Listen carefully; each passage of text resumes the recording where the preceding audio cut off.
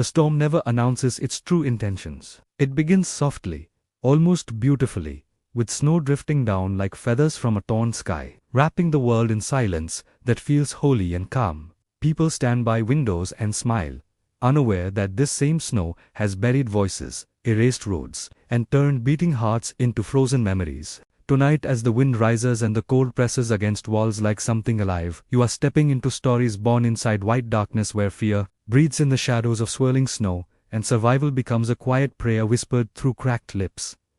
These are not legends meant only to frighten you. These are true blizzard horrors that left scars on the body and lessons on the soul.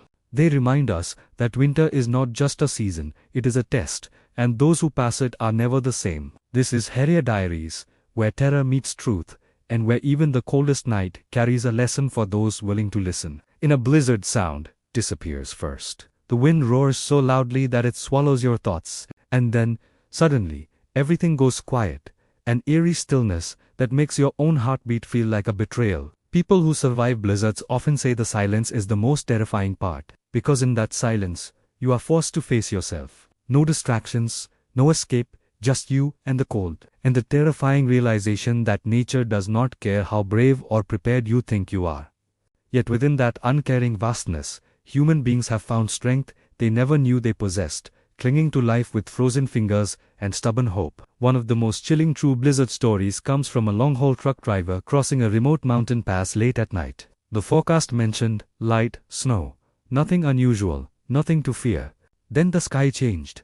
The snow thickened, the road vanished, and within minutes, he was driving blind, guided only by memory and instinct. When the engine sputtered and died, the silence hit him harder than the cold. Darkness pressed in from all sides, and the temperature dropped so fast that the inside of the cab felt like a freezer. Panic rose in his chest like fire, his breath coming out in sharp clouds as he fumbled with the radio, begging for a response that never came. Hours passed, measured only by the slow numbness creeping into his hands and feet. The cold didn't attack all at once. It seduced him, whispering that sleep would be easy, that rest would feel warm. He remembered stories of people who closed their eyes in the snow and never opened them again.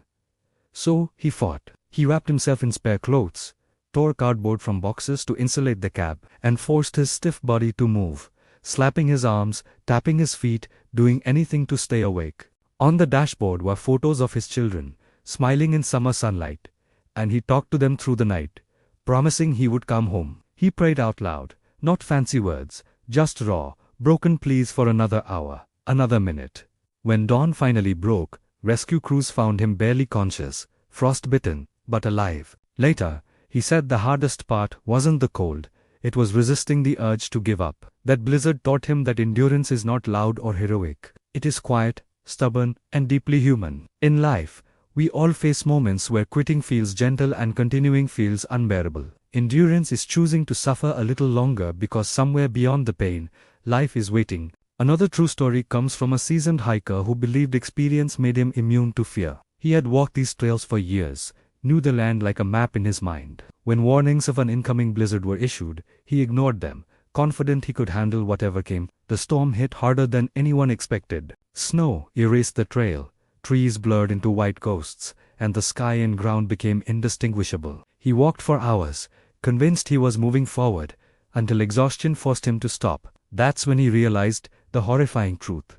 He had been walking in circles. Panic clawed at his throat as daylight faded and the wind screamed through the branches like something hunting him. Shapes formed in the snow, illusions born of fear and fatigue. He thought he saw movement, figures watching him from between the trees. Instead of running, he remembered a lesson he once dismissed as overly cautious. Stop. Build shelter. Stay put. Swallowing his pride, he did just that. He survived the night, curled in a shallow snow shelter, shivering but alive. When rescuers found him, he said the blizzard didn't humble his body, it humbled his ego. Awareness, he learned, is respect for forces bigger than you. In life, ignoring warning signs can lead us into emotional storms just as deadly. Knowing when to stop can be the difference between survival and loss. Fear has a way of isolating people, convincing them that everyone else is a threat. During a brutal blizzard in a rural area, a family sat in darkness after the power went out, the house creaking under the weight of snow. The wind howled so fiercely that it sounded like voices calling out. And then came the knocking. Soft at first, then desperate. The parents froze, hearts pounding. Every horror story they'd ever heard flooded their minds. Strangers at the door during a storm meant danger. But the knocking continued, weaker now, almost fading. Against fierce, screaming protests, they opened the door and found an elderly neighbor collapsed in the snow, confused and freezing. Bringing him inside saved his life. Hours later, when their generator failed, it was that same neighbor who knew how to fix it, keeping the family warm through the night. That blizzard taught them that trust, though terrifying, can transform fear into salvation. In our darkest moments, opening ourselves to others can feel risky, but isolation is often the real killer. Adaptability becomes a matter of life and death when plans freeze and reality shifts. A group of travelers stranded on a highway during a sudden blizzard believed the safest option was to stay in their cars. Snow piled up quickly, exhaust pipes became blocked, and panic set in as air grew thin. One woman suggested leaving the cars and finding shelter in a nearby abandoned building she had spotted before the storm worsened. Others argued, afraid to step into the white unknown. But when dizziness and headaches began, they had no choice. Moving together through waist-deep snow, sharing warmth, supporting one another when legs gave out. They reached shelter just in time. They survived because they adapted, because they let go of what felt safe and chose what was necessary. Life often traps us in frozen situations where old strategies no longer work.